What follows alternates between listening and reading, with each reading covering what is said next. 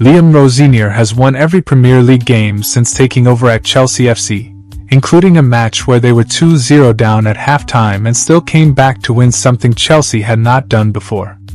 But that turnaround did not happen by chance. In this video I am going to break down exactly what Rosenior has changed in Chelsea's structure and build-up, how this has transformed the role of Enzo Fernandez, and how he has already fixed Chelsea's biggest problems compared to Enzo Maresca. We will go through 3 specific changes. First, how Chelsea now build from the back and why the goalkeeper has become central to everything they do. Second, how the midfield controls tempo and then deliberately breaks it to attack space. But the third change is the most important one. Because what Rosenior has done in attack is something Chelsea have not been able to do in the Premier League for years, and it is the real reason this comeback was possible. And before we go any further, a quick one. Most people watching this channel enjoy this level of tactical detail, but a lot of them are not subscribed. Subscribing costs nothing, but it helps this type of analysis reach more people who actually care about understanding football properly.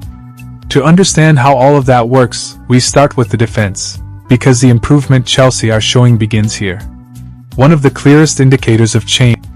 To understand how all of that works, we start with the defense, because the improvement Chelsea are showing begins here. One of the clearest indicators of change under Liam Rosenior is Robert Sanchez's passing profile. Previously, a large proportion of Sanchez's distribution was long. Short passes existed, but they were not the default. Under Rosenior that balance shifts deliberately. Sanchez now attempts far fewer long passes, and actively positions himself to receive under pressure. He has become a key part of Chelsea build-up structure. In possession, Chelsea back 4 morphs into something more fluid. The line initially resembles a 4, but as Sanchez plays short into Trevoh Chalobah, the left-back Joel Hato moves into an inverted position. The back 4 now functions as a 3, with Sanchez stepping up parallel to Chalobah. Chelsea technically operate with 4 players in the first phase because the goalkeeper becomes an active passing option. This creates a consistent spare man against a front 2 press. When Sanchez receives again, he can access Benoit Badiashile, with the opposition already shifted. Rosenior's objective is to form a pentagon and build up to open central lanes and progress with control rather than clearance. Against West Ham, Chelsea stuck to the short build even at 2-0 down at halftime. Sanchez kept stepping up as an extra passing option to create the spare man and invite the press. West Ham tried to lock on with their front 2, but the extra angle from the goalkeeper let Chelsea play through or switch out. That reduced cheap giveaways and stopped West Ham from feeding counters straight off clearances. The second half began with calmer circulation and cleaner exits, and that stability gave Chelsea the platform to change the game from higher zones in key moments. Now that Rosenior has fixed the back line and improved how Chelsea build from the back, we move to the midfield, and it becomes obvious how the changes in tempo and positioning are shaping everything that happens next. Another major shift under Rosenior is how Chelsea now use midfield to control tempo and then deliberately change it. Under Maresca, Chelsea's approach was often patient and measured. They circulated centrally in their own half before progressing wide, which gave Chelsea control of possession but often removed urgency from the attack. Opponents had time to recover, narrow the pitch, and reset their defensive shape. This shows up clearly in how Fernandez was used. Under Maresca, Fernandez frequently received the ball with limited central options ahead of him, which made recycling possession the safest and most common decision. Chelsea could take over 50 seconds to produce a shot because the ball moved, but the defense was already set. Under Rosenior, the midfield accelerates the game at the decisive moment. The structure remains, but the first forward action becomes the trigger. In the West Ham example, the move begins from a free kick. Fernandez circulates across the back line, and the difference appears immediately when Wesley Fofana drives forward with his first touch.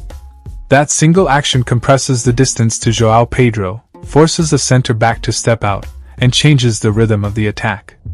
Chelsea reached the final third in 16 seconds because they attack space before the block can recover. Fernandez's role is central to this.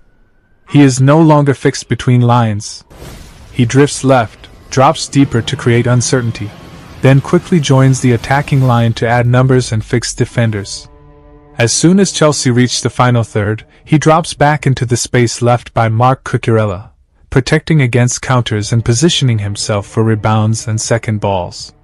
His off-ball movement directly destabilizes defensive structures, including in the build-up to Cucurella goal and in transition moments against Crystal Palace FC, where he supports attacks from zones he previously never occupied.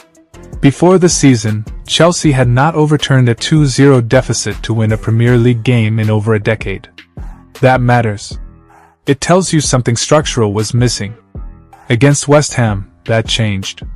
And it changed because Rosenior altered how Chelsea attacks space, numbers, and moments. Chelsea attacking system under Liam Rosenior is built around the full-backs rather than the forwards themselves. Although both are part of the back four on paper, they are instructed to push extremely high and aggressively attack the final third. Under Enzo Maresca, Marc Cucurella was frequently involved in Chelsea's own half, dropping deep to support circulation.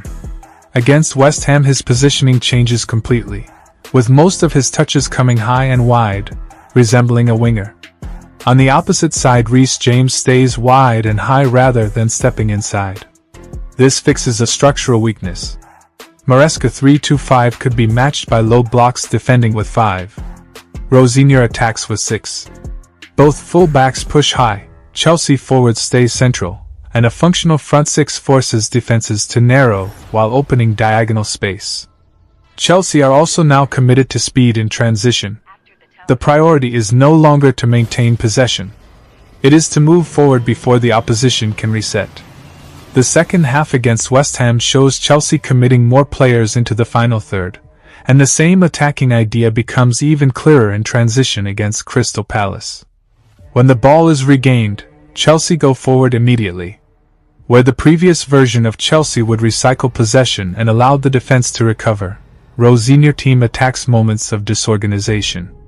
That acceleration, combined with numerical superiority in the box, is what makes the comeback possible. Not risk. Structure. If you enjoy football being explained at this level, subscribing genuinely helps more than you might think. Manchester City's diamond is designed to dominate games, but it's also the reason they keep getting exposed in the same moments.